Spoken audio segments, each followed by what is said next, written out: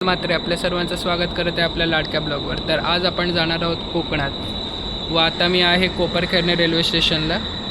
तर चला, आता आपण पनवेलला पोचलो आहोत व आपली ट्रेन आली आहे दिवा सावंतवाडी. या ट्रेनने आपण आता जाणार आहोत, बघू शकता आपण. आणि आपला कोच आहे M3मध्ये. तर आता आपण निघालो आहोत कोकणात जायला. आजूबाजूला सुंदर असे डोंगर आपल्याला दिसत आहेत मस्त. आता उन्हाळा असल्यामुळे धबधबे नाही, पण पावसामध्ये खूप सुंदर दृश्य. आणि आता आपण पोचलो आहोत रूमवरती.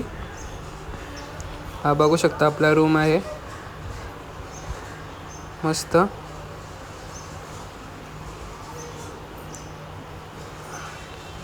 आपण मंदिरात जाणार आहोत. हे भराडी देवीचं मंदिर आहे जे चौक्यामधलं आहे.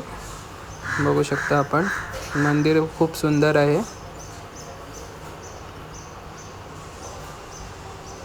हे बघू शकता श्री भराडी देवीचं मंदिर आहे. हे मंदिर खूप पुरातन आहे.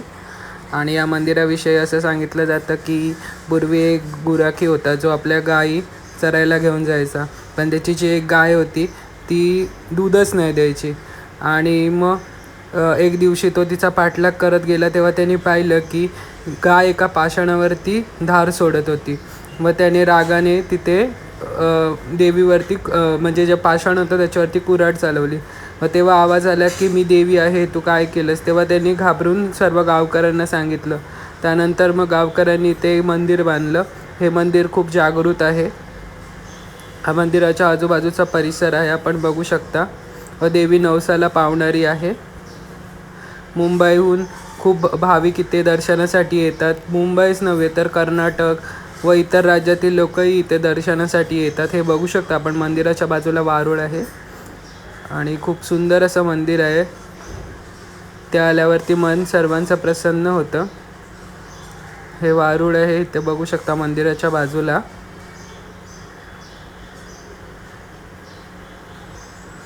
हे आजूबाजूचे देवी देवता व आजूबाजूचा परिसर आहे मंदिराचा.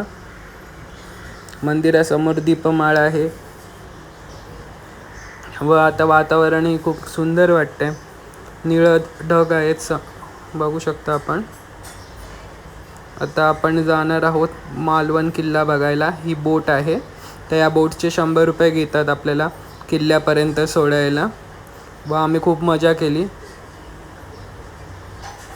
हे बघू शकता आपण मालवणचा मार्केट. हे बीच आहे मालवणचं. ते वाळवे, आपल्याला पूर्ण गोव्याचा फिलिंग येईल इथे आल्यावरती. खूप मस्त बीच आहे. हे मार्केट आहे.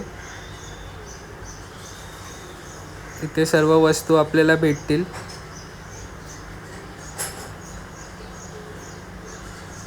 उन्हामुळे आपल्याला खूप ताण लागले, तर आता आपण पाणी पिऊया.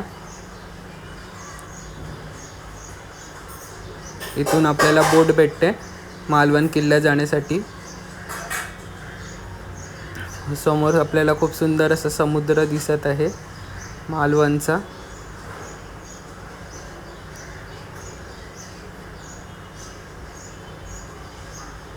हा बस स्टँड आहे मालवणचा. इथून आपल्याला सर्व ठिकाणी जायला बसेस भेटतील महाराष्ट्र राज्य परिवहनच्या. तर आता आपण किल्ल्यातलं आतलं दृश्य बघूया. ही विहीर आहे. चारी बाजूनी समुद्र असून पण इथे गोड्या पाण्याची विहीर आहे. हे श्री भवानी मंदिर आहे किल्ल्यातलं आतलं.